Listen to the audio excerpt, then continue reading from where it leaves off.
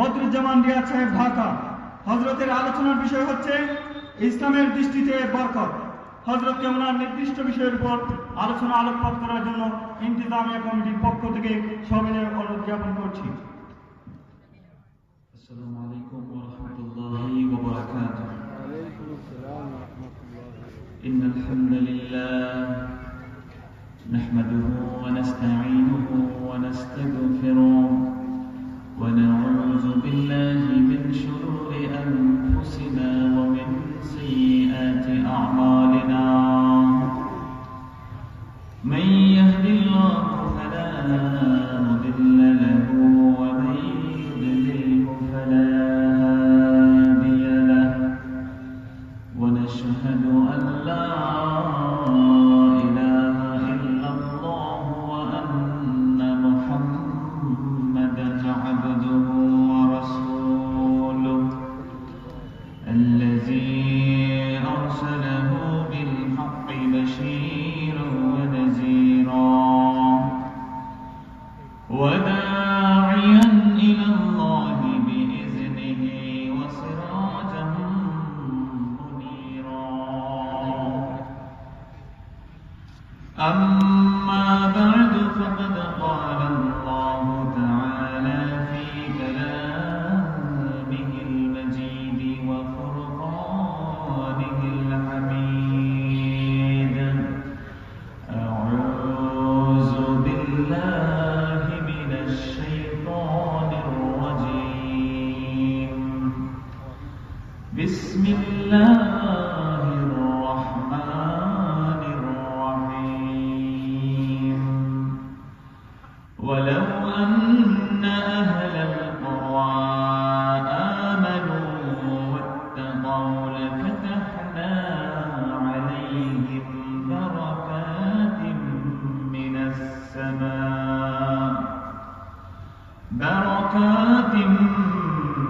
السماء والأرض ولكن كذبوا فأخذناهم بما كانوا يكسبون. وقال تعالى في شان حبيبه آمرا ومخبرا: إن الله وملائكته يصلون على النبي يا أيها الذين آمنوا صلوا عليه وسلموا تسليما. اللهم صل على مولانا محمد وعلى آل سيدنا.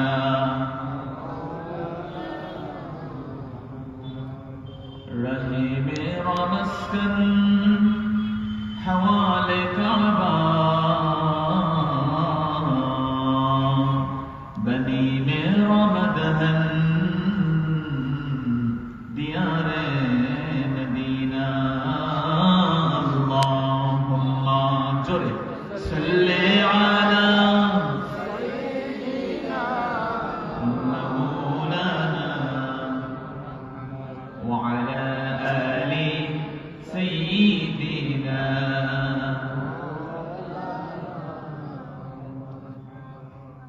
দুই দিন ব্যাপী তালিমপুর বাহারপুর ইয়াকুবিয়া দাখিল ও হাফিজি মাদ্রাসার ইসলামী মহাসম্মেলন এবং শামসুল উলামা ফাখরুল ফুদালা রঈসুল কুররা উস্তাজুল আসাতিজা উস্তাজুল মুহাদ্দিসিন ওয়াল মুফাসসিরিন ওয়াল ফুকাহা আল্লামা সাহেব কিবলা ফাতলি রাহমাতুল্লাহ আলাইহির পবিত্র ঈসুল ফাত মাহফিল 2021 ঈসাই সনের প্রথম দিবসের শেষ অধিবেশনের সম্মানিত সভাপতি, সম্মানিত আমন্ত্রিত মাথার তাজ আমার উলামায়ে কেরাম, মুআজ্জাজ মুহতারাম মেহমান-ই-মেহজান, মুরব্বিয়ানে কেরাম, কলিজার টুকরা, তারুণ্যের উচ্ছ্বাস, আমার অতি প্রিয় যুবক ভাইয়েরা, মাইকের আওয়াজ যত দূর পর্যন্ত যাচ্ছে, আমাদের সাথে যারা যুক্ত আছেন, আমাদের অতি সম্মানিত মা এবং বোনেরা, আলোচনার প্রারম্ভে আপনাদেরকে নিবেদন করছি অনেক অনেক মোবারক। সবার আগে আমরা সর্বপ্রথমে শুকরগুজার করে নিচ্ছি আল্লাহ রাব্বুল আলামিন জাল্লা জালালুহু ওয়া আম্মা নওয়ালুহুল আলিশান দরবারে, যে আল্লাহ রাব্বুল আলামিন আমাদেরকে আজকের এই পবিত্র মাহফিলে হাজির হওয়ার তৌফিক দিয়েছেন।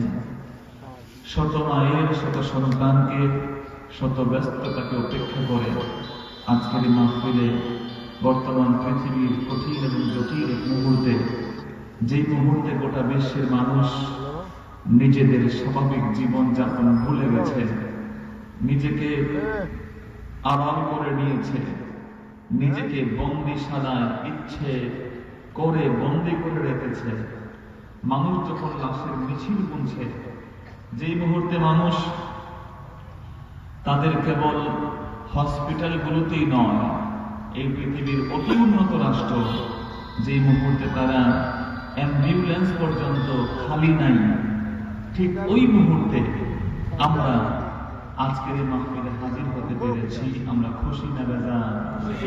জোরে বলতে হবে, খুশি না বেজার? বিশ্ব স্বাস্থ্য সংস্থা তারা এটাকে ফ্রন্ট ফাইটার বলছে, যারা এই যুদ্ধ মোকাবেলা করছেন। কিন্তু গোটা বিশ্ব আজকে এ কথা মানতে বাধ্য যে যুদ্ধ হয় সমানে সমানে, কিন্তু এটি একটি ইনভিজিবল, অদৃশ্য এক শক্তি, করোনা ভাইরাস। এই কোভিড-19 সাথে যুদ্ধ করা সম্ভব না, তারা বুঝতে পেরেছে এবং প্রকৃত প্রস্তাবে তারা আত্মসমর্পণ করে নিয়েছে। এখন তারা ভ্যাকসিন আবিষ্কার করতে ব্যস্ত। কিন্তু আমরা মুসলমান যারা আছি, আমরা জানি কোন ভ্যাকসিন, কোন প্রতিষেধক মূল আরোগ্য দানকারী নয়। একজন মুসলমান মুমিনের দৃঢ় বিশ্বাস হচ্ছে মূল আরোগ্যদাতা একজন। চলে বলেন, তিনি কে? আমাদেরকে সুস্থ স্বাভাবিকভাবে আজকের এই মাহফিলটিতে বসায় দিয়েছেন কে? আবার মাঝে মাঝে আমাদেরকে অসুস্থ করে পরীক্ষা করেন যিনি, তিনি কে? এই জন্য মুহতারাম হাজিরিন, আমরা সে মনিবের দরবারে অফিসিয়ালি আরো একবার ধন্যবাদ জ্ঞাপন করতে রাজি আছি না নাই?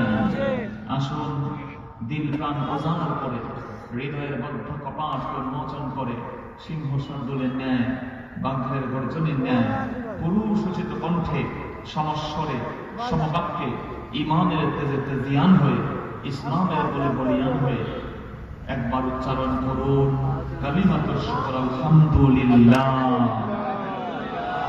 লক্ষ কোটি, তার থেকে অনেক অনেক অনেক গুণ বেশি দুরূদ আর সালাম পাঠ করছি আমাদের প্রিয় নবীর প্রতি, যিনি শামসুদ দুহা, যিনি বদরুদ দুজা, যিনি নূরুল হুদা, যিনি হাবিবে খোদা, যিনি সৈয়দুল কাউনাইন ওয়াস সাকালাইন, সৈয়দুল আম্বিয়া ওয়াল মুরসালিন, রাসূল রাব্বিল আলামিন, আফতাব নবুওয়াহ, শাহেনশাহ রিসালা, সুলতান মদিনা, হুজুর আকরাম, নূর মুজাসসাম, নূরুন আলা নূর, سيدنا نبينا شفيعنا حبيبنا طبيبنا وطبيب قلوبنا وقدوتنا وسندنا ومولانا محمد صلى الله عليه وسلم البدي যাকে আল্লাহ পাক টাইটেল দিয়েছেন সিরাজুল মুনীর, তাকে আল্লাহ ডেকেছেন রাহমাতাল লিল আলামিন, তাকে আল্লাহ পাক উপহার দিয়েছেন রাউফুর রহিম। যেই নবী উম্মতের দরদি নবী, কোনদিন উম্মতকে ভুলেননি, এখনো ভুলে নাই। কিয়ামতের দিন আমার রাসূল তার উম্মতকে ভুলবেন না। কিয়ামতের দিন সবাই যখন নফসি নফসি নফসি বলবে, কুল কায়নাতের নবীরাও যদি নফসি নফসি বলবেন, সেই সময় একটা ডিফারেন্ট আওয়াজ শোনা যাবে। একজন নবী বলতে থাকবেন, রব্বি হাবলি উম্মতি, রব্বি হাবলি উম্মতি, আয় আল্লাহ আমার গুনাহগার উম্মত, আমার গুনাহগার উম্মত। আর সেই ডাকটা দিবেন আমার আপনার নবী। জুড়ে বলেন সুবহানাল্লাহ। আল্লাহ তাআলা তাকে জানিয়েছেন ওয়ালা সাউফা ইউতিকা রাব্বুকা ফাতারদা, বন্ধু আপনাকে এমন এক গিফট করব যে গিফট পেয়ে ইউ উইল বি স্যাটিসফাইড, আপনি খুশি হয়ে যাবেন। জিজ্ঞেস করা হয়েছে মাতা তারদা, নবী আপনি কখন খুশি হবেন? আমার রাসূল বলেছেন ওয়ালাম আরদা ওয়া ওয়াহিদুম মিন উম্মতি ফিন্নার, আমার একটা উম্মত জাহান্নামে থাকলেও আমি নবী মুহাম্মদ খুশি হব না। সুবহানাল্লাহ বলেন। সেই নবীর উম্মত হতে পেরে আমরা খুশি না বেজার? ওই নবীকে ভালোবাসা দরকার আছে না নাই? ওই নবীর জন্য তার সুন্নতের প্রতিপালন নিজের জীবনে ধারণ করার প্রয়োজন আছে না নাই? আবার ওই নবীর বিরুদ্ধে কেউ কথা বললে, ওই নবীর শান ও মানকে নিয়ে কেউ কথা বললে, রাসূলের শান ও মানের বিরুদ্ধে কেউ ব্যঙ্গ করলে, মুসলমান সব ভেদাভেদ ভুলে গিয়ে এক হয়ে আল্লাহ হাবিবের শান ও মানের জন্য নাস্তিক আর মুরতাদদের বিরুদ্ধে দাঁড়িয়ে যাওয়ার দরকার আছে না? এজন্য মুসলমান ভাইয়েরা আমার, আমরা আজকে নির্ধারিত একটা বিষয়ে কথা বলবো, খুব ক্যালকুলেটিভ টাইম, সর্বোচ্চ 1 ঘন্টা আমরা সময় পাবো। এর মধ্যে নির্ধারিত বিষয় হচ্ছে ইসলামের দৃষ্টিতে বরকত। আমরা বাংলা ভাষায় বরকত বলতে কি বুঝি? আরবিতে বরকত একটু আকার দিয়ে বলা যায় আল বারাকাহ।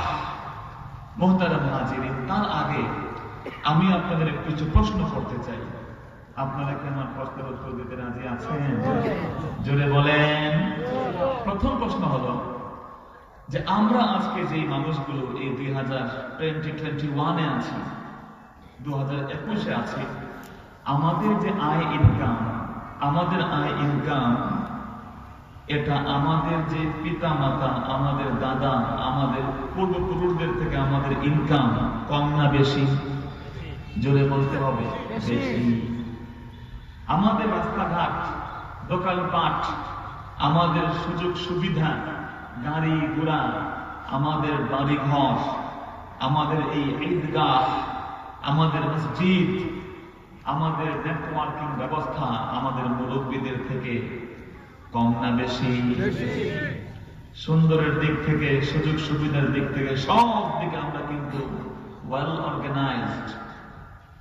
আমাদের যোগাযোগ ব্যবস্থা উন্নত হয়েছে, নানানভাবে আমরা অনেক দূর এগিয়ে আছি। কিন্তু মুহতারাম হাজিরিন, বলেন তো আপনি বুকে হাত দিয়ে, আমাদের বাবা দাদা, আমাদের পূর্বপুরুষ যেই শান্তি, যেই স্নিগ্ধ জীবন কাটিয়েছেন, একজন মুরব্বী একজন মেহমান আসতে যেমন আপ্যায়ন করেছেন, নিজেদের বোনরা বাড়িতে আসতে খুশি হয়েছেন, ভাতিজি বোনের ছেলে মেয়েদেরকে কাপড় চোপড় দিয়ে ঘর থেকে বিদায় করেছেন, তাদের মধ্যে যে একটা বিষয় ছিল, সেই বিষয়টাকে আমাদের মধ্যে এখন ওইভাবে আছে? জোরে বলেন আছে? মুহতারাম হাজিরিন, আমরা দেখেছি আমাদের বাবা দাদা তাদের বোনদের বাড়িতে রমাদান মাস আসলে ইফতার নিয়ে যেতেন, টেম্পো বোঝাই করে, মিশুক বোঝাই করে, স্কুটার বোঝাই করে তারা ইফতারের ঢালি সাজিয়ে বোনদের বাড়িতে নিয়ে যেতেন।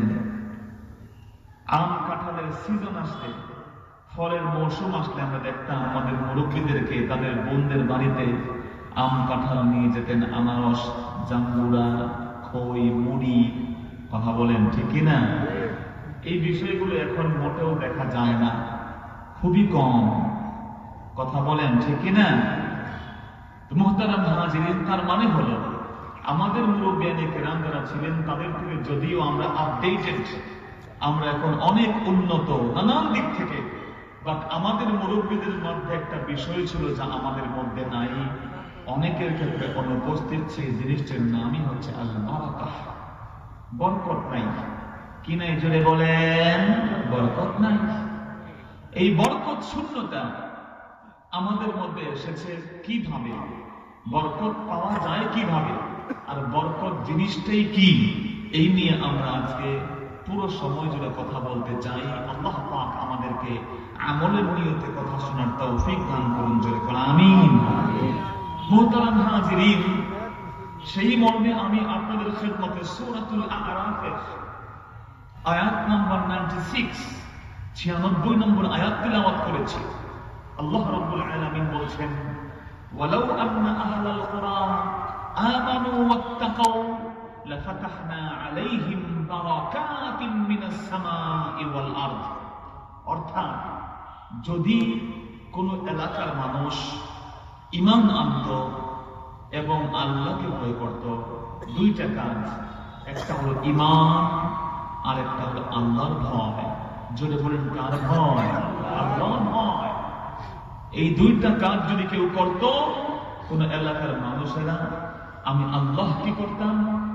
লাফাতাহনা, আমি খুলে দিতাম তাদের উপরে বারাকাতিন মিনাস সামাই ওয়াল আরদ, আসমান এবং জমিনের যতগুলো বরকতের দরজা আছে সব আমি খুলে দিতাম। সুবহানাল্লাহ বলেন।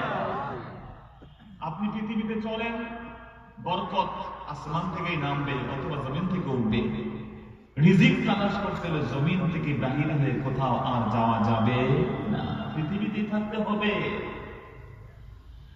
এই জন্য আল্লাহ রাব্বুল আলামিন জানিয়ে দিয়েছেন, আমার গোলামরা যদি যে কোনো এলাকার হোক না কেন, এটা কেবলমাত্র আরব দেশের জন্য না, এই আয়াতে কারিমা কেবলমাত্র মক্কা মদিনার জন্য নয়, পৃথিবীতে কেউ আফ্রিকায় থাকুক, ইউরোপে থাকুক, এশিয়ায় থাকুক, ইংল্যান্ডে থাকুক, আমেরিকাতে থাকুক, এই পৃথিবীর যে যে জমিনে মুসলমান যদি তারা আমার আল্লাহর উপরে ঈমান আনত আর তারা আল্লাহকে ভয় করত, মুসলমানের রিজিকের অভাব হতো না, না খেয়ে মরতো না, খাবারের ব্যবস্থা করে দিতেন কে? দুইটা কাজ, একটা ঈমান আর একটা নাম হলো তাকওয়া। মুহতারাম হাজিরিন, সেজন্য আজকের মুসলমানদের এই যে বারাকাতের যে বিষয়টি টোটালি দেখা যায় না, তার বড় কারণ এই দুইটা জিনিসের অনুপস্থিতি। প্রশ্ন হলো, এই পৃথিবীতে বরকত কি জিনিস? বরকতের বিষয়টা কেমন? পৃথিবীতে যারা ঈমান আনে নাই, কথা বলেন, যারা ঈমান আনে নাই, যারা বেঈমান, যারা খ্রিস্টান, অমুসলিম, আল্লাহর উপরে ঈমান নাই, নবীর উপরে ঈমান নাই, তাদের তো ধন সম্পদ বেশি, ঈমানদারদের তো ধন সম্পদ টোটালি নাই। যারা ইউরোপের, আমেরিকার হাইলি ডেভেলপড কান্ট্রি, যেখানে আমাদের দেশের ছেলেরা 20 লাখ 30 লাখ টাকা খরচ করে যেতে চায়, এটা উন্নত জীবনের আশায়, মনে করে ওখানে গেলে আমাদের জীবন সচ্ছল হবে, আমরা ভালো থাকতে পারবো, একটা উন্নত ভবিষ্যৎ গড়ে উঠবে। এগুলো হচ্ছে পশ্চিমাদের কিছু চাল চক্র, যেটাকে বলা হয় ওরিয়েন্টালিজম, প্রাচ্যবাদ। এই প্রাচ্যবাদেরা, প্রাচ্যবিদরা এই কনসেপ্টটা মুসলমান সমাজে ঢুকিয়ে দিয়েছে। তোমরা যারা মুসলিম সমাজ আছো, এশিয়াতে যারা আছো, তোমরা আসলে উন্নত দেশের লোক নও। সব ক্ষেত্রে এটা মাথায় ঢুকিয়ে দিতে তারা চায় যে সব ক্ষেত্রে আমরাই হচ্ছে অতি উন্নত, আচারে আখলাকে, ব্যবহারে, চলায় ফেরায়, কোথায় বসায়, বিচার ব্যবস্থায় আমরাই উন্নত, তোমরা হচ্ছ বর্বর, তোমরা হচ্ছ কিছু মানুষ যারা মারামারি করতে অভ্যস্ত, আর আমরা সবচেয়ে সভ্য। এই কনসেপ্টটা যখন একজন মানুষের হৃদয়ে ঢুকিয়ে দেওয়া যাবে, সে হীনমন্যতায় ভুগবে। তার বাংলাদেশ ভাল লাগবে না, তার ইন্ডিয়া ভাল লাগবে না, পাকিস্তান ভাল লাগবে না, তার ভাল লাগবে ইউরোপ, আমেরিকা, সুইডেন, কানাডা, যা এখন আমাদের লাগছে। কথা বলেন ঠিক কিনা? আমাদেরকে মনের ভিতরে ঢুকিয়ে দিয়েছে এই কনসেপ্টটা। আজকের এই প্রাচ্যবিদরা, তারা আমাদের এই ক্ষেত্রে সফল হয়ে গেছে। কিন্তু মুহতারাম হাজিরিন, মনে রাখবেন, ইসলাম এমন এক ধর্ম, আমার নবীর দ্বীন ইসলাম এবং আল্লাহর নবী এমন এক নবী, যিনি কেবল আরবের নবী নন, আফ্রিকান নবী নন, ইউরোপের নন, বরং তামাম বিশ্ব জগতের জন্য তাকে নবী করে পাঠাই দিয়েছেন কে? আল্লাহ জানিয়ে দিয়েছেন, বন্ধু আপনি বলে দেন, কুল ইন্নী রাসূলুল্লাহি ইলাইকুম জামিআ। ও বন্ধু, আপনি জানিয়ে দেন, ও জগতের মানুষ শুনে রাখো, আমি কেবলমাত্র কোন এলাকা, কোন ভাষা, কোন বংশ, কোন গর্ব, কোন দেশের নবী নই, আমি হচ্ছে তামাম বিশ্ব জগতের নবী। সুবহানাল্লাহ। এই জন্য পৃথিবীর যেই জমিনের মানুষ, যেই এলাকার মানুষ ঈমান আনবে এবং আল্লাহর ভয় করবে। ঈমান আর আল্লাহর ভয় যখন তার হৃদয়ে থাকবে, তার জন্য রিজিকের দরজাগুলো খুলে দিবেন। জোরে বলেন কে? কিন্তু আজকে কাফেরদের হাতে সব ধন সম্পদ, ক্ষমতা তাদের হাতে, ভ্যাকসিন তাদের হাতে, আমরা নীল না দিলে আমরা কিছু পাবো। কথা বলেন ঠিক কিনা? কিন্তু আমার মুসলমান ভাইয়েরা, আল্লাহ রাব্বুল আলামিন খুব ভালো জানেন যারা অন্যায় করে ক্ষমতা দখল করে আছে, যারা অন্যায় করে মানুষের উপরে চেপে বসে থাকে, যারা জুলুম নির্যাতন করে, সুদ ঘুষ খেয়ে সুদের বিজনেসের উপরে বিল্ডিং বানায়, অন্যায় দুর্নীতি করে আমার বন্ধু গাড়ি বাড়ি বানায়, এই দেশে মনে মুসলমান আছে না? না, আমরা বলে আমরা ইমান করলাম তাকে, এই লোক দুর্নীতি করে কোটি টাকার মালিক হয়ে গেছে। জাস্টিন ট্রুডো কানাডার প্রধানমন্ত্রী যেই বাড়ি কিনতে ভয় পায়, তার দেশে ওর থেকে ভালো ভালো গাড়ি আর বাড়ির মালিক বাংলাদেশি সিটিজেনরা আছে ওখানে। কথা বোঝেন না? বেগম পাড়া আছে না নাই? আমার মুসলমান ভাইরা, আপনার আমার মনে সন্দেহ আসতে পারে, এই জন্য আল্লাহ রাব্বুল আলামিন জানিয়ে দিয়েছেন সূরাতুল মায়েদার মধ্যে, আল্লাহ বলছেন কুল লা ইয়াস্তাউিল খাবিসু ওয়াত তাইয়িবু ওয়ালাউ আ'জাবাকা কাথরাতুল খাবির। আল্লাহ তাআলা জানিয়ে দিয়ে বলছেন, আমার গোলাম টেনশন করো না, চিন্তা করো না।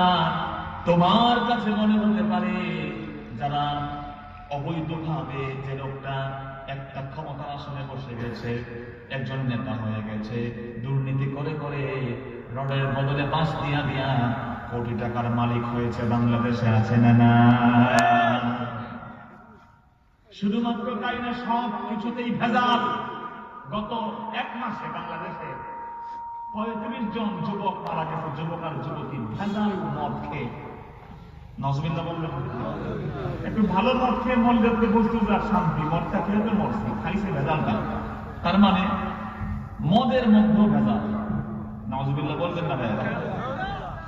আমার মুসলমান ভাইয়েরা, সেজন্য বিনয়ের সাথে আপনাকে বলি, তামাম বিশ্বে এই দেশে দুর্নীতি আর দুঃশাসন করে যারা বড় লোক হয়েছে, কোটি টাকার মালিক হয়েছে, সুদ ঘুষ খেয়ে যারা বড় লোক হয়েছে, আল্লাহ বলছেন না না না না না, লা ইয়াস্তাউিল খাবিসু ওয়াত তাইয়িব, কোনদিন হালাল আর হারাম, ভালো আর মন্দ, পবিত্র আর নাজাসাত কোনদিন সমান হতে পারে না।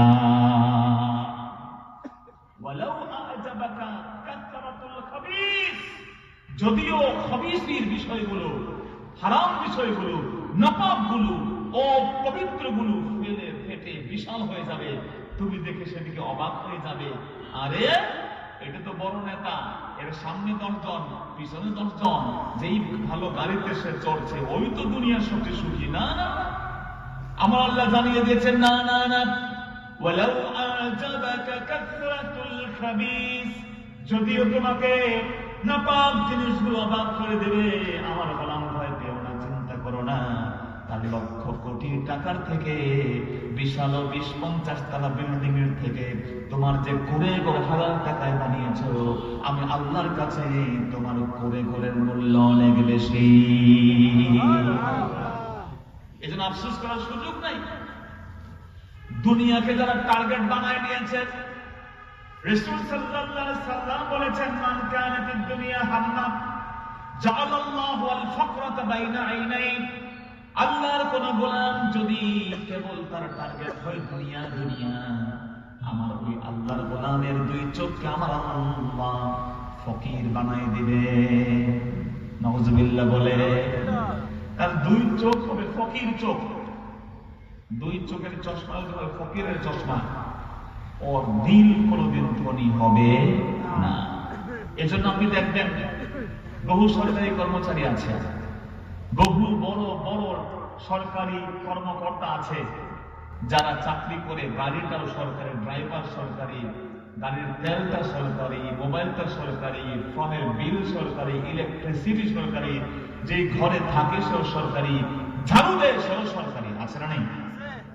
কিন্তু আমার মুসলমান ভাইয়েরা, তার কোনো অভাব নাই, ঘর বাড়ি সব সে করে ফেলেছে, ঢাকা শহরে অ্যাপার্টমেন্ট একটার পর একটা তৈরি করেছে।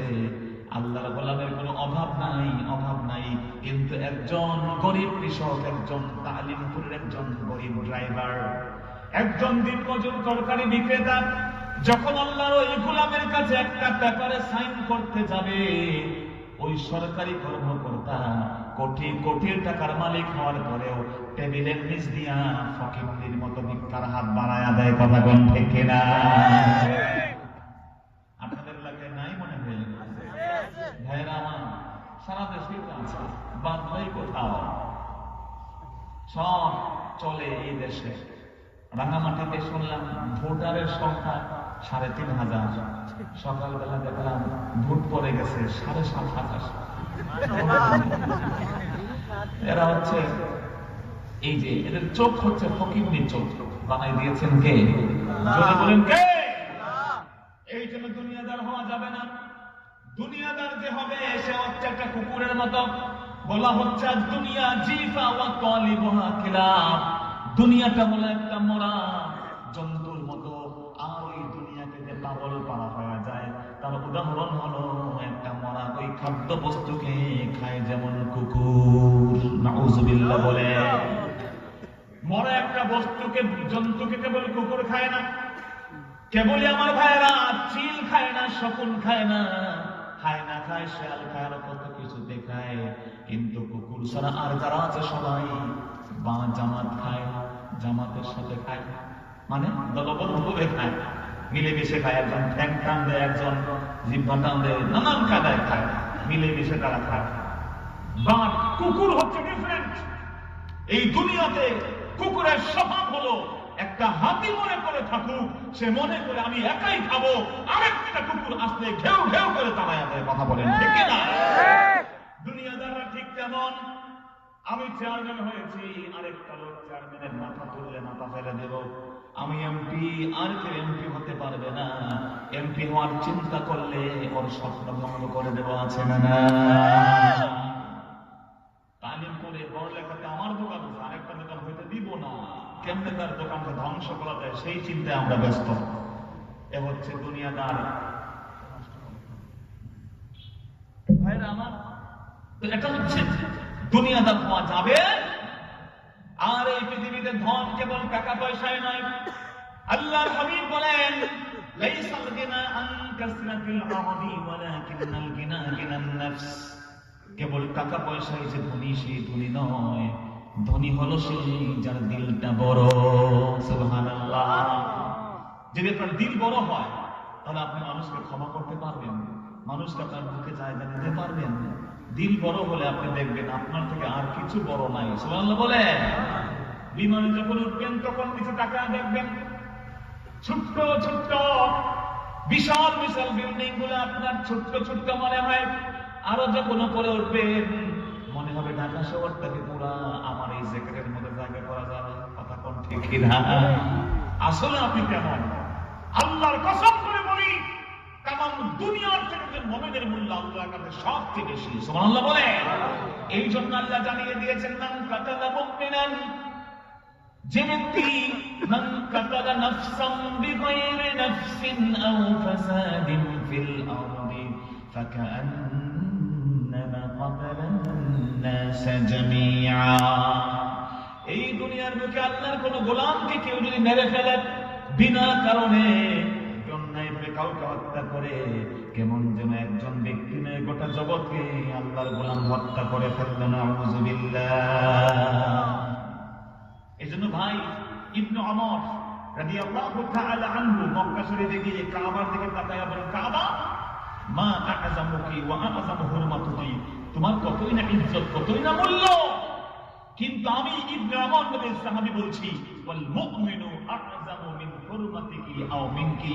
একজন মুমিন যদি সত্যিকার মুমিন হয়, দিলটা তার বড় হয়, দিলটা সচ্চা দিল হয়, একজন মুমিনের মূল্য তুমি কাবা শরীফের থেকে আল্লাহর কাছে অনেক বেশি। আল্লাহু আকবার। এই জন্য মুসলমান ভাইরা, বরকত কি জিনিসটা দেখা যায় না। বরকত কি জিনিসটা ছবি তুলে লটকে রাখা যায় না।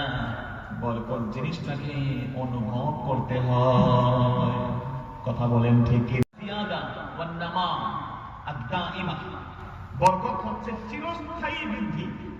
কোন একটা সম্পদে হোক, মালে হোক, জীবনে হোক, সময়ে হোক, জায়গায় হোক, বস্তুতে হোক, প্রত্যেকটা ক্ষেত্রে স্থায়ী নিয়ামত বৃদ্ধি পাওয়ার নাম হচ্ছে বারাকাহ। এই বরকত আসে আল্লাহর পক্ষ থেকে। বরকত দেওয়ার মালিক কে? জোরে বলেন কে? রিজিকের বরকত কি জিনিস আমার ভাইয়েরা? মাল এবং সম্পদের বরকত যদি না থাকে তাহলে টাকা পয়সায় কোনো মূল্য নাই। লক্ষ কোটি টাকার মালিক আপনি হয়ে গেলেন, কিন্তু আপনার সন্তান আপনার কথা শুনে না, বিবি আপনার কথা শুনে না, আপনার ওই ডাক্তার আপনাকে বলে দিয়েছে গরুর গোশত খাইতে পারবি না, ভাত খাইলেও হাফ কাপ ভাত খেতে হবে, আসে না না? আরামের বিছানায় ঘুমাইতে পারবা না, মাটিতে ঘুমাইতে হবে। সকালবেলা উঠে দৌড়াতে হবে 3 ঘন্টা, তা না হলে তুমি মরে যাবা। পেসমেকার লাগিয়ে দিয়েছি, এইটা যতদিন চলবে তুমি ততদিন চলবে, এমন লোক বাংলাদেশে আছে না না? আরেকজন গরিব মানুষ 1 বালতি ভাত দিয়ে দেবেন আর আধা কেজি গোশত দিবেন, সেটা তাহলে কথা কোন ঠিক কিনা? আরামের ঘুম, যেখানে ইচ্ছে ঘুমায়া যায়, যেখানে যে সেখানে যেতে পারে, এটা বারাকাহ। এই বরকত ইট ক্যান বি রিয়ালাইজড, এটা ফিলিং করা যায়, বোঝানো যায় না, দেখানো যায় না, ছবি তুলে রক্ষে রাখা যায়।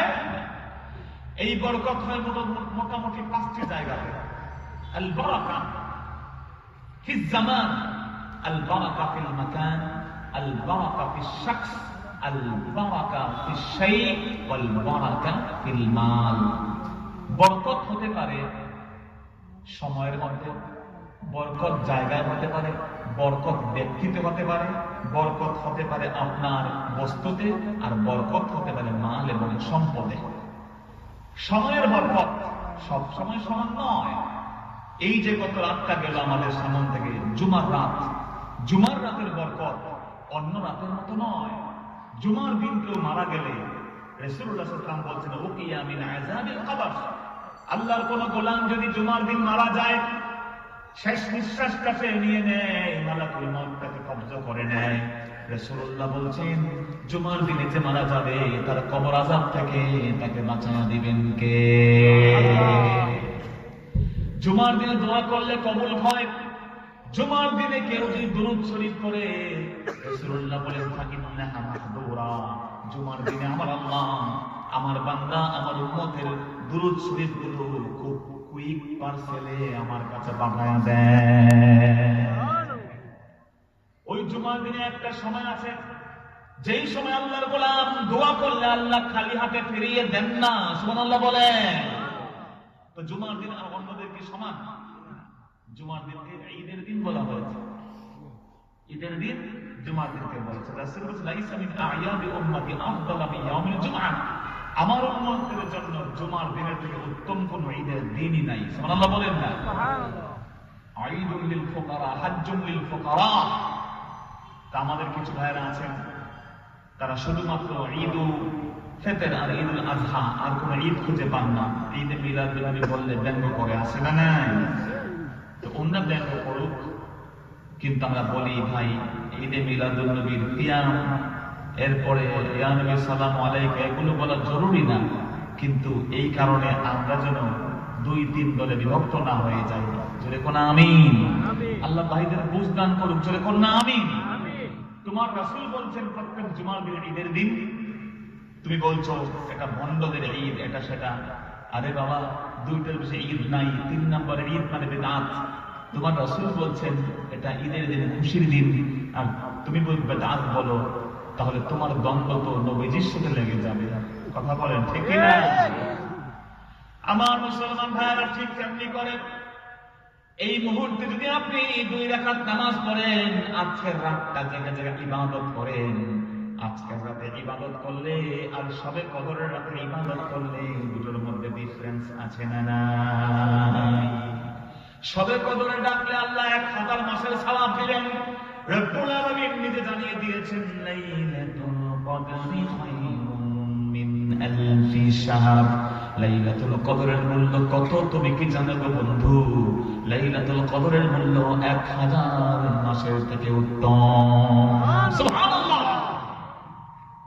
সময়ের বরকত আছে, মাঝ রাতে দোয়া করলে আল্লাহ তাড়াতাড়ি শোনেন। আমরা ফরজ নামাজের পরে দোয়া করি কি করি না? আসতে বলেন, আপনারা করেন না মনে হয়। কিন্তু কিছু কিছু ভাইয়েরা আছেন আমাদের মুসলমান ভাই, আলহামদুলিল্লাহ, তারা সহিহ হাদিস মানতে চান, মোস্ট ওয়েলকাম। তারা বলেন যে নামাজের পরে দোয়া করা বিদআত, হারাম। ভাইয়েরা আমার, দলিল জিজ্ঞেস করলে বলেন কি জানেন? যে আল্লাহ নবী সাল্লাল্লাহু আলাইহি ওয়াসাল্লাম কোনদিন এত হাজার হাজার রাকাত নামাজ পড়েছেন বা জামাতে, রাসূলুল্লাহ এমন ভাবে হাত তুলে মোনাজাত করলে তো আমরা খুঁজে পেতাম, এমনটা তো পাই নাই। রাসূল করেন নাই, আমরা করব না। ভালো যুক্তি, যুক্তিটা খুবই লজিক্যাল, খুবই চমৎকার, এবং এটা যারা আমাদের ইয়াং সোসাইটি আছে, ইয়াং জেনারেশন আছে, তাদের কাছে বিষয়টি খুব মজবুত মনে হয়, ঠিক কিনা বলেন?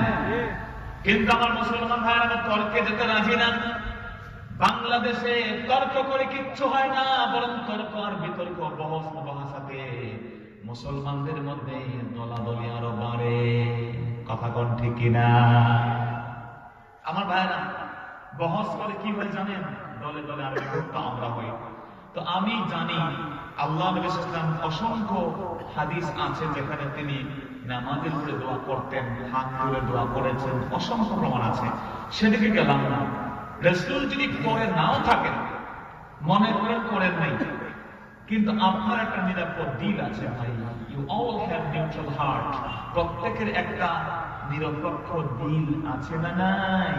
যদি বলেন আব্বা আম্মা আমাদেরকে ভুল কমান্ড করলে মন যদি সলিড হয়, বোঝা যায় যে বাপ্পা সঠিক কমান্ড দিচ্ছে না।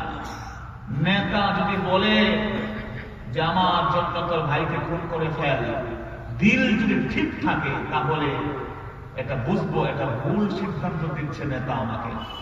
কিন্তু দিল যদি বিক্রি করে দেয় নেতার কাছে, জীবন যদি বিক্রি করে দেয় নেতার কাছে, নিজের ইমানকে বিক্রি করে দেয় একজন পলিটিক্যাল লিডারের কাছে, তাহলে আল্লাহর বিরুদ্ধে কাজ করতে তার চু পরিমাণ চিন্তা করে না। কথা বলেন ঠিক না? আজকে মুসলমান যুবকরা তোমরা তোমাদের ইমানকে, আখলাককে বিক্রি করে দিয়েছো অনেকেই নেতার কাছে, ঠিক কিনা বলে? যার কারণে চিটাগংয়ে আপন বড় ভাই নেতাকে ভোটে জেতাবে, সেজন্য আপন ছোট ভাইকে, মায়ের পেটের ছোট ভাইকে জবাই করে হত্যা করে দিয়েছে। নাউযুবিল্লাহ বলে। এজন্য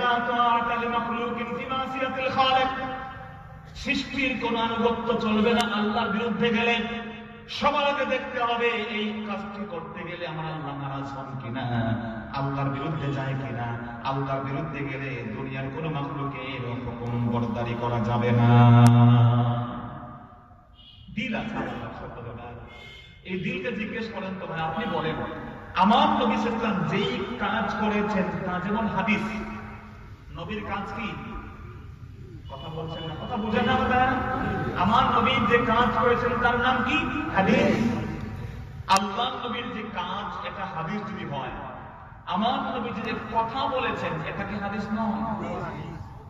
ইভেন মাঝে মাঝে যদি নবীর কথা একরকম আর কাজ বাহ্যিক দৃষ্টিতে আরেক রকম, ওলামায়ে কেরাম বলছেন নবীজির কথাকে গ্রহণ করতে হবে, কাজ এটা ব্যাখ্যা নিয়ে ভিন্ন চিন্তা করতে হবে।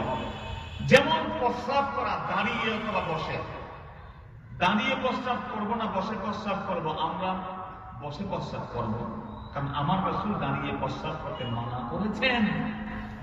তিনি বসে বসে প্রস্রাব করতেন, প্রস্রাব করা শিখিয়েছেন বসে বসে। আজকের আধুনিক বিজ্ঞানও বলেছে বসে প্রস্রাব করলে 70টা যৌন রোগ থেকে বাঁচা যায়। সুবহানাল্লাহ বলেন না ভাই? কিন্তু আল্লাহর হাবিব সম্পর্কে জানা গেছে কামান নবী সাল্লাল্লাহু আলাইহি ওয়াসাল্লাম আতা সুবাতা কাওমিন ফাবানা কায়মা। আমার নবী একদিন একটা ময়লা ফেলার জায়গায় আসলেন এবং দাঁড়িয়ে দাঁড়িয়ে আমার নবী প্রস্রাব করলেন। আমরা করব কোনটা? নবীর কথা নিষেধের পক্ষে, আর নবীর আমল বসে বসে না বরং দাঁড়িয়ে প্রস্রাবের পক্ষে। ওলামায়ে কেরাম বলছেন নবীর আমলটা একবারে ধরা যাবে না, নিতে হবে তার Kaul, because it's oral speech. এটা নবীর বক্তব্য, আল্লাহ নবীর বক্তব্য কবুল করতে হবে, তার কাজের ব্যাখ্যা কি খুঁজতে হবে। ব্যাখ্যা করে দেখা গেছে রাসূলুল্লাহ সাল্লাল্লাহু আলাইহি ওয়াসাল্লাম যেই জায়গায় বসতে চেয়েছিলেন ময়লা, বসতে গেলে জামা নোংরা হবে, অথবা তার পায়ে ব্যথা ছিল, বসার মতো স্কোপ ছিল না, অথবা বায়ানান লিল জাওয়াজ, নবীজি দাঁড়িয়ে প্রস্রাব করেছেন কেন? বিশেষ বিশেষ জায়গায় দাঁড়িয়ে প্রস্রাব করা যায় এটা বোঝানোর জন্য। যেমন আপনি ইন্ডিয়া দেখেছেন, ইংল্যান্ড দেখেছেন, ওরা তো স্ট্যান্ডিং পজিশনে সবকিছু করে ফেলে। কথা বলেন ঠিক কি না? ইন্ডিয়া দেখেছেন বসার কোনো প্যান্ট নাই, একটা থালা দিয়ে সামনে আছে না নেই, ওখানে প্যান্ট চেঞ্জ করে যা করার করতে হবে তোমাকে আমাকে যুবক। এখন তুমি যদি মনে করো না সুন্নত তো সারা যাবে না, বসে প্রস্তাব করা মনে হয় যায় নাই, ওই প্যানের উপরে উঠে বসতে হলে তো ধপ করে ভেঙে পড়তে হবে। কথা কোন ঠিক না? মাঝে মাঝে পাবলিক টয়লেট গুলোর কাছে হাই কামার কথা কোন আপনার নেই, এর সিটিং চেম্বার যেটা আছে এত নোংরা। কিছু কিছু লোক পাবলিক টয়লেটে যায়, ওই টয়লেটে ঢুকতে হলে খালি শয়তান না, মানব জাতির কিছু শয়তান প্রকৃতি যারা আছে এদের ক্ষেত্রে একটু মাপ চাওয়া লাগে। কথা কোন ঠিক কিনা? ফ্লাশ করবে না, পানি মারবে না, মাঝে মাঝে ওইটা না করলে তো তার ক্রিয়াংশ পায় না। কথা কোন আছে না? না আবার মুসলমান ভাইরা, যদি এমন হয় যে আপনি গিয়ে দেখলেন সিটিং চেম্বারটা পুরো নোংরা হয়ে আছে, ওটা পানি নাকি প্রস্রাব জানার কোনো সুযোগ নাই। বাংলার মুসলমান তো ফ্রি ফ্র্যাঙ্ক, হয়তো ওখানে প্রস্রাব হয়ে গেছে, আপনি বসতে গেলে তো আপনার পাঁচা কাঁচা যা আছে সব নষ্ট হয়ে যাবে। কথা বুঝেন না? আমার তখন বিশেষ হারে দাঁড়িয়ে প্রস্রাব করতে পারবে। বিমানে গেছেন, আপনি মোটা মানুষ, লম্বা মানুষ, বসতে পারতেছেন না, করবেন কি? বিপদে পড়লে যে জায়েজ আছে, হারাম যে না, এটা বোঝানোর জন্য আল্লাহ নবী জীবনে অনলি ফর ওয়ান টাইম একবার দাঁড়িয়ে প্রস্তাব করেছেন। আল্লাহু আকবার বলেন। তাহলে দেখেন, আমরা নবীর কথাকে এখানে কবুল না করে, তার কাজকে কবুল না করে, কথাকে কবুল করলাম। আল্লাহর হাবিবকে জিজ্ঞেস করা হয়েছে, আইয়ুদ দুআ ইয়াসমাত, ও নবীজি কোন দোয়া দ্রুত আল্লাহ কবুল করে নেন, কোন দোয়া আল্লাহ দ্রুত শুনেন? রাসূল বলেছেন জাওফাল লাইলিল আখির, দুইটার সময় দোয়া করলে কবুল হয় উম্মত। একটা হলো মাঝরাতে দোয়া করলে আল্লাহ কবুল করেন, আর প্রত্যেক ফরজ নামাজের পরে দোয়া করলে দ্রুততার সাথে কবুল করবেন কে? যদি আপনি মনেও করেন যে ঠিক আছে রাসূল করেন নাই, রাসূল তো বলেছেন, তা আপনি এই বক্তব্যকে কেন কবুল করতে চান না? কেন এই ফিতনা করেন? দোয়া করা তো ফরজ না, ওয়াজিব না নামাজের পরে। বাট রাসূলুল্লাহ বলছেন যে ব্যক্তি নামাজ দুই রাকাত করে পড়বে, এরপরে আল্লাহর কাছে দোয়া করবে, তারটা মাকবুল। আর ফাইন লাম ইয়াফআল, যে ব্যক্তি এই কাজ না করবে তার নামাজটা লেজ কাটা, বরকত থেকে শূন্য হয়ে গেল। নাউযুবিল্লাহ বলে। ইব্রাহিম ও ইসমাঈল নবী যখন কাবা ঘর নির্মাণ করলেন, নির্মাণ করার পরে ওরা কিন্তু গুড বাই আল্লাহ বলে চলে আসেন নাই। ওরা কাবা ঘর তৈরি করে বা জামাতে দুজন মিলে হাত তুলে বলছেন, রব্বানা তাকাব্বাল মিন্না ইন্নাকা আনতাস সামিউল আলিম। আল্লাহ, আপনি তো সব দেখেছেন, সব জানেন, এই কাবা ঘর বানাইলাম, আপনি কবুল করিয়েন। এটা বলতে হবে আল্লাহর কাছে। আল্লাহ তো এমন, তার কাছে দোয়া না করলে তিনি রাগ হয়ে যান, তিনি দোয়া করলে তিনি খুশি হন। সুবহানাল্লাহ বলে। আল্লাহ রাব্বুল আলামিন এমন, বান্দা যখন দুহাত তুলে মাহবুবের কাছে প্রার্থনা করে, রব্বুল আলামিন বান্দাকে খালি হাতে ফিরিয়ে দিতে লজ্জা পান। সুবহানাল্লাহ। আমার প্রথম কথা হলো সময়ের বরকত। সময়ের বরকত আছে না নাই? এগুলো নির্দিষ্টে নামাজের উপরে দোয়া করবেন, বিদআত বলে আল্লাহর ওয়াস্তে পাগলামি করবেন না। যদি ভালো লাগে না মাঝে মাঝে আপনি করবেন না, বা ফিতনা করবেন না। দুই নাম্বার জায়গায় বরকত, জায়গার মধ্যে বরকত। এই পৃথিবীতে আল্লাহ রাব্বুল আলামিন কোরআন পাকে অনেকগুলোর কথা বলেছেন। শাম সিরিয়ার কথা বলেছেন, ফিলিস্তিনের কথা বলেছেন, বাইতুল মুকাদ্দাস আল্লাহর ঘর এবং মসজিদে নববীর কথা কোরআন সুন্নাতে আছে। আল্লাহ রাব্বুল আলামিন বাইতুল মুকাদ্দাসকে বরকতপূর্ণ বানিয়েছেন। তিনি বলছেন, সুবহানাল্লাযী আসরা বিআবদিহি লাইলাম মিনাল মাসজিদিল হারাম ইলাল মাসজিদিল আকসাল্লাযী বারাকনা হাওলাহু। বাইতুল মুকাদ্দাস বরকতময় জায়গা, বলেছেন কে? আরো জোরে কে? আল্লাহ। আপনি যদি বরকত না মানেন কিছু করার নাই। কাবা শরীফের বরকত আছে না নাই? আল্লাহ রাব্বুল আলামিন জানিয়ে দিয়েছেন, ইন্না আউওয়ালা বাইতিন উদিআ লিন-নাসি লাল্লাযী বিবাক্কা মুবারাকান ওয়া হুদান লিল-আলামিন। আল্লাহু আকবার বলে। আল্লাহ বলছেন নিশ্চয়ই প্রথম ইবাদতের যে ঘর আমি নির্মাণ করেছি তা বাক্কা নগরীতে, মানে মক্কা নগরীতে। এটা হচ্ছে মুবারাকা, বরকতময়। এটাকে আমি আল্লাহ বরকতময় বানাই দিয়েছি। সুবহানাল্লাহ বলেন না? কাবা শরীফে গিয়ে আপনি 1 রাকাত নামাজ পড়লে 1 লক্ষ রাকাতের সওয়াব দিবেন কে? কাবা শরীফে কেবল নামাজ নয়, যদি আপনি একবার আল্লাহ বলে ডাকবেন, 1 টাকা আপনি কোন গরিবকে দিয়ে দেন, খোদার কসম একবার আল্লাহ বলে ডাকলে 1 লক্ষ বার আল্লাহ বলার সওয়াব পেয়ে যাবে। 1 টাকা দিলে 1 লক্ষ টাকার সওয়াব পেয়ে যাবেন আপনি। মুহতারাম নাযিরিন, কাবা শরীফ বরকতময়, মদিনাতুল মুনাওয়ারা বরকতময় জায়গা। রাসূলুল্লাহ বলেছেন, ইয়া আল্লাহ, আপনার বন্ধু ইব্রাহিম দোয়া করেছে মক্কা শরীফের জন্য, আমি দোয়া করেছি মদিনার জন্য। আমার মদিনাকে আপনি বরকতময় বানায়া দেন। মদিনা এমন বরকতময় হয়ে গেল, নাম ছিল ইয়াসরিব। আমার নবী আসার পরে তার নাম হয়ে গেল মদিনাতুন নবী। সুবহানাল্লাহ। নবীজির কারণে মদিনা বরকতময় হইল। ওখানে নামাজ পড়লে 50,000 রাকাতের সওয়াব। শুধুমাত্র তাই না, বাংলাদেশে কোন মদিনার লোক আসলে সে কে কি করে জানি না, মদিনার লোক বলে আমরা তাকে মহব্বত করি কি করি না। যদি মদিনার কোনো খেজুর আসে, মুহাদ্দিসিনরা বলেছেন মদিনার খেজুর ধুইও না। মদিনার যে খেজুর যার মধ্যে ধুলাবালি লেগে আছে রে, ওই মদিনার খেজুরটা খেয়ে ফেলো। মদিনার ওই ধুলাবালির মধ্যে তোমার জন্য শেফা রেখে দিয়েছেন কে? বারাকা, এগুলোর নাম বরকত। ওই মদিনাতে আবার আমার নবীর কবর মুবারক, রওজা এবং মিম্বার মেহরাবের মধ্যে জায়গা, তার নাম হচ্ছে রাউদাতুম মিন রিয়াদিল জান্নাহ, জান্নাতের টুকরা। সুবহানাল্লাহ বলে। এর থেকে ইম্পর্টেন্ট জায়গা বরকতময় বলে আমার নবীর কবর, রওজা। तमाम পৃথিবীর সব মুফাসসির মুহাদ্দিস যারা সহিহ হাদিসের অনুসারী আহলুল হাদিস, তারাও বলেছেন, তাদের আলেমরা বলেছেন, আমরা সবাই একমত, এই পৃথিবীতে মক্কার মূল্য মদিনার থেকে বেশি।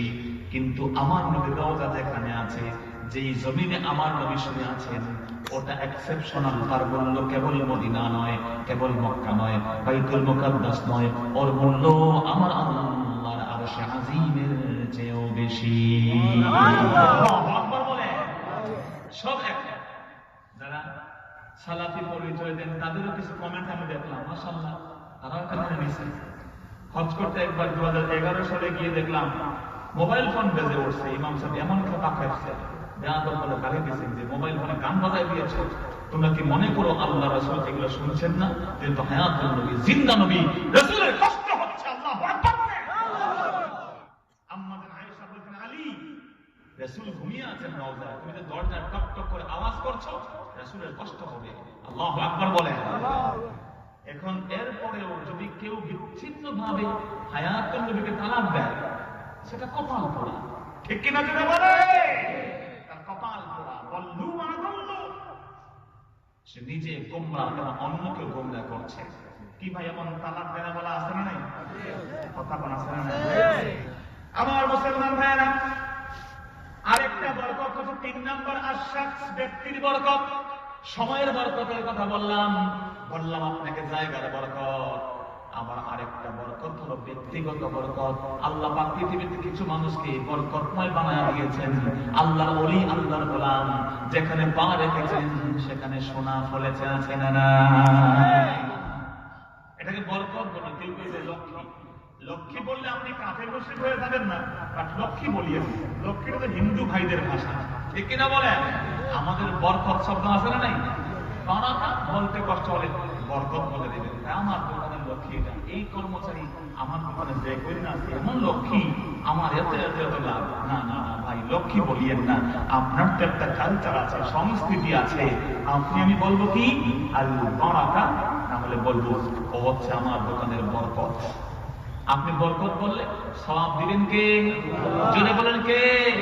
আল্লাহ জানবেন যে বান্দা তো আমার বরকতকে টের পাইছে। আমি যে আসমান থেকে বরকত ঢেলে দিচ্ছি, টের পেয়ে গেছে সে। সুবহানাল্লাহ বলেন। তো ব্যক্তিগত বরকত অনেকে মানতেই চায় না।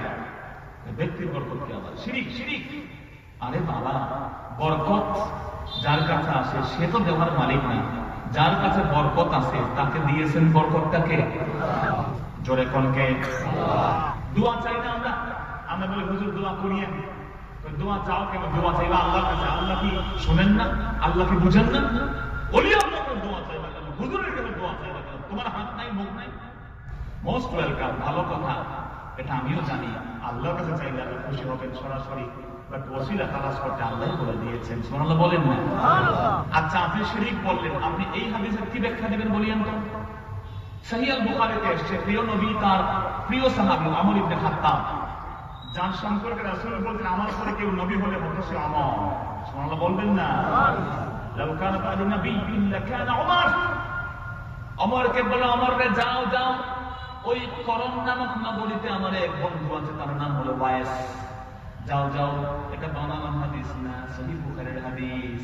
অমরকে যাও, ওয়াইসের কাছে যাও, ওয়াইসের কাছে তোমরা দোয়া চাইও, আর ওয়াইসকে বলিও সে যেন আমার উম্মতের জন্য দোয়া করে। এখানে একটা আলেম ওলামা আসবেন, তার কাছে দোয়া চাইলাম, তা আলেম কি নিজে দিয়ে দিবে আপনাকে? আরে বাবা, আলেমও দোয়া করবে কার কাছে? দোয়া করা এক জিনিস আর চাওয়া আরেক জিনিস রে ভাই। আপনি তো শিরকের ফ্যাক্টরি খুলে বের করে আছেন, শুধু শিরকের চশমা পড়ে আছেন। আমার আল্লাহ তার অনেক নবী রাসূলকে সবাইকে বরকতময় বানিয়েছেন, বিশেষ করে নবী ঈসা। তিনি একজন ব্যতিক্রম ব্যক্তি ছিলেন, তার বাবা ছিলেন না, মায়ের গর্ভে এসেছেন। মায়ের নাম হচ্ছে মারিয়াম। কি নাম জুড়ে বলেন? আল্লাহ বলছেন কোন মহিলা, এমন মহিলা অনেক পুরুষ মরিয়মের মতো নয়। আল্লাহু আকবার। ইজ্জত নারীদের ইসলাম দিয়েছে কত বেশি। মারিয়ামের নামে পার্টিকুলার সূরা আছে, আবার সূরাতুন নিসা নামে পার্টিকুলার সূরা আছে, সূরাতুল রিজাল নামে পুরুষের কোনো সূরা নেই। কথা বল, সূরাতুল রিজাল নামে কোনো সূরা আছে নাকি? মারিয়ামের নামে সূরা আছে, তালাক নামে সূরা আছে, ওটাও মহিলাদের সূরা। সূরাতুল হুজুরাত ওটাও মহিলাদের সূরা। সূরাতুল নূর ওখানেও মহিলাদের বিষয়ে আলাপ আলোচনা। আমার ভাইরা, হযরত মারিয়াম যখন বুঝলেন তার সন্তান পেটে আছেন, পৃথিবীতে আসবে, তিনি আপসেট হয়ে গেলেন। তিনি বললেন, ইয়া লাইতানি মিতু ক্বাবলা হাযা ওয়া কুনতু নাসিয়াম মানসিয়া। ও আল্লাহ, মরে গেলে বড় ভালো হইতো, আমি তো আনটাচড ইনট্যাক্ট একজন নারী, কেউ আমাকে টাচ করে নাই, কিন্তু আমার গর্ভে সন্তান, পৃথিবীতে আসলে লোকজন টিটকারি মারব। আল্লাহর নবী ঈসা মায়ের পেটে, মা চলে গেলেন খেজুর গাছের নিচে গিয়ে তিনি টান টান হয়ে বললেন, আমার বন্ধু, সেই সময় আমার বন্ধু হযরত ঈসা নবীর মাথা মোবারক মায়ের গর্ভ থেকে বের হওয়া শুরু হয়ে গেল। ঈসা নবীর মাথা থেকে বলছে মোবারক, এই যে সেই করতে আসো। কালাম নবী সাল্লাল্লাহু আলাইহি ওয়াসাল্লাম, আমরা বলি কালাম নবী, অনুবাদ করে কি নবী করিম। এখানে করিম শব্দ আছে, তুমি যে করিম লাগাইলা, শিরকের ফতোয়া করে। কিন্তু ঈসা কি নিজে বলেছেন, একটু পরেই শুনবেন। মা যখন টেনশনে মরতে চান, ডিপ্রেশনে গেছেন, হযরত ঈসা বললেন, লা তাহজানি, মা রে মা, টেনশন করিও না, আমার কারণে কেউ তোমাকে ট্রল করবে না, কেউ তোমাকে বেইজ্জত করবে না, বরং আমি ঈসার কারণে তামাম জগতের মধ্যে তুমি মহিয়সী নারী হয়ে থাকবে। বলেন, মা আপনার কাছে একটা ডাল আছে, হুজ্জি ইলাইকি বিজিযিন নাখলা, ওই ডালে টান দেন, তুসাকিত আলাইকি রুতাবান জানিয়া, ওখান থেকে কাঁচা পাকা খেজুর করবে, আম্মা এগুলো খান, আপনার দিলকে ভালো করে দিবেন কে? এজন্য প্রেগন্যান্ট অবস্থায় খেজুর খেতে হয় বেশি বেশি করে, কাঁচা পাকা খেজুর। খেজুর খেলে আপনার সমস্ত যে অভাবগুলো পূরণ হবে, আপনার প্রসব বেদনা কমায় যায়, প্রসব বেদনা সহজ হবে। সুবহানাল্লাহ বলেন না ভাইয়া? দুনিয়ায় চলে আসতেন, কিন্তু ইহুদিরা তো ছাড়ে না। ওরা বলে, এই মারিয়াম, তুমি না সতী সাধ্বী, এই টাইটেল কোথা দিয়া? এটাকে আল্লাহ ছেলে, এমন বলা শুরু করছে। হযরত মারিয়াম তখন ইশারা করেন, আমার লোকের কোনো কথা নাই, এটা আল্লাহর ছেলে নয়, এটা আল্লাহ রাব্বুল আলামিন আদমকে যেমন বাপ মা থেকে বার করেন নাই, আমার এই সন্তানকে বাপ ছাড়া কেবল মা থেকে বের করেছেন। তোমার প্রমাণ কি? মারিয়াম বলেন, আমার প্রমাণ কিছু নাই, তবে আমার এই ছেলে আমার প্রমাণ।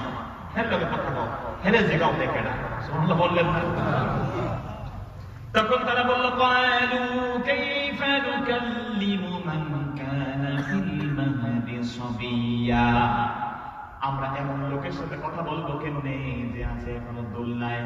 মারিয়াম বললেন কোনো টেনশন করো না, আমার এই সন্তান এখন তো ভালো আছে দোলনায়, যখন পৃথিবীতে পুরোটা আসে নাই তখনই আমার লোকে ডিসকাস করছে। আল্লাহু আকবার। ওরা বললো ও দোলনার বালক কে তুমি, কি তোমার পরিচয়? হযরত ঈসা বললেন আমার পরিচয় অন্য কিছু নয়, আমি আল্লাহর গোলাম, আমি আল্লাহর পুত্র নই। I am the Lord, the son of Lord, আমি আল্লাহর কোনো পুত্র নই। ক্বালা ইন্নী আবদুল্লাহ, আমি আর কেউ নই, আমি গোলাম একজনের। জোরে বলেন তিনি কে? আতানিয়াল কিতাবা ওয়া জাআলানি নাবিয়্যা ওয়া জাআলানি মুবারাকা। সুবহানাল্লাহ বলে। আল্লাহ আমাকে কিতাব দিয়েছেন, আমাকে নবুয়ত দিয়েছেন, আর আমাকে আল্লাহ বরকতময় বানায় দিয়েছেন। সুবহানাল্লাহ বলে। কবরে গিয়ে ডাকলে বরকত, হাত দিয়ে ধরলে বরকত, অসুস্থ রোগী হাঁটতে পারে না, কাজ করেছেন উঠে দিচ্ছে দৌড়। সুবহানাল্লাহ বলেন না ভাই? আমার নবী বরকত, খালি নবী হওয়ার পরে না, হালিমাতুস সাদিয়া যখন নবীকে কোলে নিয়েছেন তিনি বুঝতে পারলেন এটা যেন কোন সন্তান নয়, এই তামাম পৃথিবীর সব সম্পদ থেকে কেমন যেন তার বুকের ভিতরে। হাঁটছেন আসার সময় রোদে পড়ে, কিন্তু যাওয়ার সময় নবীজি কোলে তো মেঘমালা ছায়া দিয়ে নিয়ে যায়, গাছ পাথর সালাম বিনিময় করে, বকরিতে দুধে পরিপূর্ণ হয়ে যায়, উট আমি হাঁটতে পারতো না এখন দৌড়ায়। সুবহানাল্লাহ বলে। তো ব্যক্তিতে বরকত আছে না নাই? 4 নাম্বার হলো বস্তুতে বরকত। তো ভাইরা সময় যেহেতু কম, বস্তুর বরকত হচ্ছে যেমন রাসূল সাল্লাল্লাহু আলাইহি ওয়াসাল্লাম থুতু ফেলেছেন, ওটা মুবারক। আমরা বলি নবীজির পেশাব মুবারক। আল্লাহু আকবার বলে। উম্মে আয়মান, রাসূল বলেন পেশাবটা ফেলে দিয়ে আসে। উম্মে আয়মান বলেন হুজুর এটা এমন জায়গায় ফেলছি পৃথিবীর কেউ দেখতে পারবে না। আল্লাহু আকবার। হাদিস বলছি, বানিয়ে আপনাকে বলছি না। রাসূল বুঝে ফেললেন, কাউকে বলিও রে আইমান তুমি যেই কাজটা করেছো আমি রাসূল বলে দিলাম এই পৃথিবীতে তোমার ওই দেহের ভিতরে জাহান্নামের আগুন স্পর্শ করবে না। খালিদ বিন ওয়ালিদ একবার তার পাগড়ি পড়ে গেছে, যুদ্ধের ময়দানে কিছু পড়ে গেলে ওঠানো হারাম, জায়েজ নেই। তাওয়াফ করতে গেলে ঘুরতেছেন, মোবাইল পড়ে গেছে, আইফোন 11 পড়ে গেছে, ফেলে দিন, ধরবেন না। আপনার থেকে মোবাইলের মূল্য বেশি নয়, কারণ আপনি যদি পিছন থেকে আপনি উবু হন, উঠাইতে যান, পিছন দিয়ে ধাক্কা খেয়ে অক্কা পাবেন। কথা বলেন ঠিক না? কেউ আপনাকে ইচ্ছে করে মারবে না, টেনশনের না, আপনি অ্যাক্সিডেন্ট থেকে মারা যাবেন। মুহতারাম হাজিরিন, কিন্তু খালিদ সাইফুল্লাহ পাগড়িটা উঠে পড়েছেন। জিজ্ঞেস করা হলো, খালিদ এত বড় একজন যোদ্ধা, কিন্তু আপনি কেন এই ভুল করলেন? খালিদ বললেন এটা কোনো মামুলি পাগড়ি নয়, এই পাগড়ির মূল্য অনেক বেশি আমার কাছে, আমি খালিদের জীবনের চেয়ে পাগড়ির মূল্য বেশি। আল্লাহু আকবার। মানে কি খালিদ বুঝে নাই? খালিদ বললেন এই পাগড়ির যে ভাঁজগুলো আছে রে সাহাবীরা, তাবেঈরা, যোদ্ধারা, আমার বন্ধুরা, ওই ভাঁজের একটা ভাঁজে আমি আমার নবীজির একটা চুল মোবারক ঢুকাই রেখে দিয়েছিলাম। আমি খালিদ কাফেরদের ঘোড়ার নিচে পিষতে রাজি আছি, ভক্ত হতে রাজি আছি, কিন্তু আল্লাহ নবীর চুল মোবারক আমার বুকে থাকে, নবীর চুল মোবারক কাফেরদের পায়ের আঘাত লাগবে, তার ঘোড়া তাকে পালাবে, খালিদ তা সহ্য করতে পারবে না। তো বস্তুর বরকত আছে না নাই? আর আমাদের যে আলোচ্য বিষয় হলো মালের বরকত। তো ভাইরা সময় যেতে একেবারেই কম, মাল সম্পদের বরকত কেন কমে? প্রথম কারণ হচ্ছে গুনাহ, পাপ। যেটা বলেন কি? পাপ। কবিরা গুনাহ যদি আমরা করি, সেগিরা গুনাহ কন্টিনিউয়াস করি, এতে রিজিকের বরকত কমে যায়। রিজিকের বরকত কমে যায়। রাসূলুল্লাহ বলছেন ইন্নাল আবদা আল মুমিনা লা ইউখরামু আন রিজকিহি বিল মা'সিয়াতি আল্লাতী তুসিবুহা আও কামা ক্বাল। আল্লাহর গোলামকে আল্লাহ রিজিক কমিয়ে দেন, প্রথম যে কারণটা হচ্ছে সে গুনাহ করলে। গুনাহ করলে কোনো টাকা পয়সা কোটির টাকা কামাইবে, কোনো বরকত করে পাবে না। 2 নম্বর জিনা, ব্যভিচার। আল্লাহ রাসূলের হাদিস বলছে আয-জিনা ইউরিসু আল-ফাকর। যে ব্যক্তি জিনা করবে, ব্যভিচার করবে, উল্টা পাল্টা করবে, এক্সট্রা ম্যারিটাল অ্যাফেয়ার করবে, তার রিজিকের বরকত কমায় দিবেন কে? আল্লাহ। 3 নম্বর হলো আল্লাহর জিকির থেকে ভুলে থাকা। ব্যবসা বাণিজ্য খুললে এমন পাগল হয়ে পড়ছে, আল্লাহর ভুলে গেছে, নামাজ নাই, রোজা নাই, আছে না? ওই দোকান এখন বন্ধ করলে কাস্টমার ফিরে যাবে, নামাজ পড়ে পড়বো, অথচ পড়তেও পারে না। বন্ধু আল্লাহ বলছেন ওয়ামান আরাদা আন যিকরি ফাইন্না লাহু মাঈশাতান দামকা ওয়া নাহশুরুহু ইয়াওমাল কিয়ামাতি আ'মা। যে ব্যক্তি আমার জিকির থেকে বলে থাকে তার জন্য আমি জীবনটা করে ভেরি কনজাস্টেড লাইফ, খুব কমপ্রেস লাইফ, সব কিছুতে খালি সংকীর্ণতা, কোনো আরাম নাই, কোনো রিল্যাক্স নাই, খালি অস্থিরতা। মুহতারাম হাজিরিন, 4 নাম্বার হলো যদি কেউ মিথ্যা বলে রিজিকের বরকত কমাই দিবেন কে? রাসূলুল্লাহ সাল্লাল্লাহু আলাইহি ওয়াসাল্লাম বলে দিয়েছেন আল বাইয়ানি ফিল বারাকা, দুইটা যখন ক্রয় বিক্রয় করবে বরকতের মধ্যে থাকবে, যতক্ষণ না পৃথক হবে। যদি ভালো কথা বলে, সত্য বলে বরকত দিবেন আল্লাহ, আর মিথ্যা বললে আল্লাহ বরকত কমিয়ে নেবেন। 5 নাম্বার, কেউ ওজনে কম দেয়, ওজনে কম দেয় আছে না নাই? জোরে কর না। ওজনে কম দেয় তো দেয়, পুরো প্যাকেটই পাল্টায় দেয়। কথা বলতেন সকল কাটে আমি কমলা কিনবেন, দেখে দেখে নিবেন, বলতে ঠিক আছে আমি দিতে আসি, প্যাকেটে মাপবেন, আস্তে করে পরিত্রে ঢুকাইতে গিয়ে ভিতর থেকে আরেকটা আগে থেকে পচা কমলা ঢুকাই দিয়ে নেবে আপনাকে। এই হচ্ছে দেশ আমাদের, বুঝেন না? মদের মাঝে ভেজাল দোকান, কথা বুঝেন না? মদের দাম নাকি বাড়ছে, আগে ছিল নাকি বোতল গুলো 3,500, এখন 7.5 টাকা হচ্ছে না। চিন্তা করছে ওই যে কাস্টমস ঝামেলা, আনতে ঝামেলা, করোনা ভাইরাস মারা দিয়ে কেরোসিন মেরোসিন ঢুকাই যায়, বুঝলেন? একেবারে বাংলা, ইংলিশ, ফ্রান্স, ইন্ডিয়ান সব মিলাই জেলায় খাওয়ান। এই যুবক আর যুবতীরা উল্টা পাল্টা মদ খেয়ে মৃত্যু করে ডলে পড়তেছে, নাউযুবিল্লাহ বলে। মদ খেয়ে মারা, কি আফসোস। আমার মুসলমান ভাইরা, মৌতের সাথে এক, মৃত্যুর সাথে একরকম, এজন্য ভালো কাজ করে মরতে হবে, ঠিক কিনা বলে? 5ম 6ষ্ঠ কাজ হলো আল্লাহর কোন গোলাম যদি আত্মীয়তার বন্ধনকে ছিন্ন করে, খোদার কসম আত্মীয়তার বন্ধন ছিন্ন করলে আল্লাহ রিজিক কমায়া দিবেন, নাউযুবিল্লাহ। রিজিক বাড়বে কেমনে? মাল এবং সম্পদের রিজিক বাড়বে, বরকত হবে। প্রথম কাজ আল্লাহর ভয়, তাকওয়া রাখবে। ইলান হুজুরে বলেন তাকওয়া। আল্লাহ তাআলা বলছেন ওয়া মান ইয়াত্তাকিল্লাহা ইয়াজআল লাহু মাখরাজা ওয়া ইয়ারযুকহু মিন হাইসু লা ইয়াহতাসিব। যে আল্লাহকে ভয় করবে তার জন্য সব পথগুলোকে উন্মুক্ত করে দিবেন কে?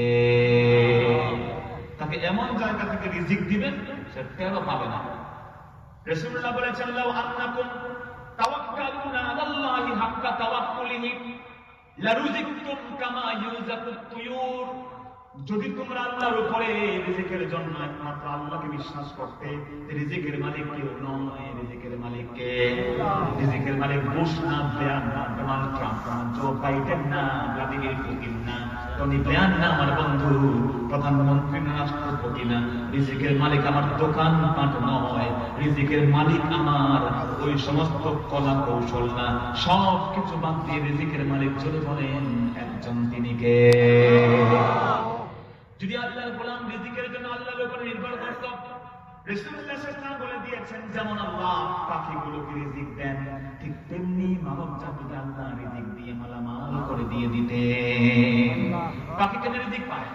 এটিএম কার্ড আছে তার, চাকরি আছে পাখিদের? কাক সকল চিলের কোনো চাকরি নাই, কিচ্ছু নাই, টাকা নাই, পয়সা নাই, সোনা নাই, গয়না নাই, কিচ্ছু নাই, কিন্তু সব দিন পাখি ঘর থেকে বের হয় খালি পেটে। রাসূল বলছেন ইয়া রূহ বিতানা, ঘরে পেট পুড়ে ঢুকে যায়। সুবহানাল্লাহ বলেন না ভাই? বিজ্ঞানীরা চিন্তা করছে দেখি তো কোনো একটা পাখিরে এর সিসি ছোট্ট ন্যানো ক্যামেরা লাগাই দিয়া যে ও কি খালি পেটে আসে কি, যদি খালি পেটে আসে মুহাম্মদ সাল্লাল্লাহু আলাইহি ওয়াসাল্লামের হাদিসকে মিথ্যা বানাই দিবে। নাউযুবিল্লাহ বলেন। লক্ষ লক্ষ এক্সপেরিমেন্ট করছে, একটা পাখিও খালি পেটে ফিরে না, বরং বাচ্চা কাচ্চা যেগুলো ঘরে আছে ছোট মোটো কিডস যারা আছে ওদের জন্য খাবার ভোগ করে নিয়ে এসে খাওয়ায়া দেয়। সুবহানাল্লাহ বলেন না? 2 নাম্বার হলো ইস্তিগফার, বেশি বেশি করে আল্লাহর কাছে ক্ষমা চাইতে হবে। আল্লাহ রাসূল বলে দিয়েছেন মান লাজিমাল ইস্তিগফার, আল্লাহর যে গোলাম সব সময় ইস্তিগফার করবে, আমার আল্লাহ তার জন্য সব সংকীর্ণ জমিনকে উত্তীর্ণ করে দিবেন, তার দুশ্চিন্তা দূর করে দিবেন, এমন জায়গা থেকে রিজিক দিবেন সে টেরও পেত না। আল্লাহু আকবার বলে।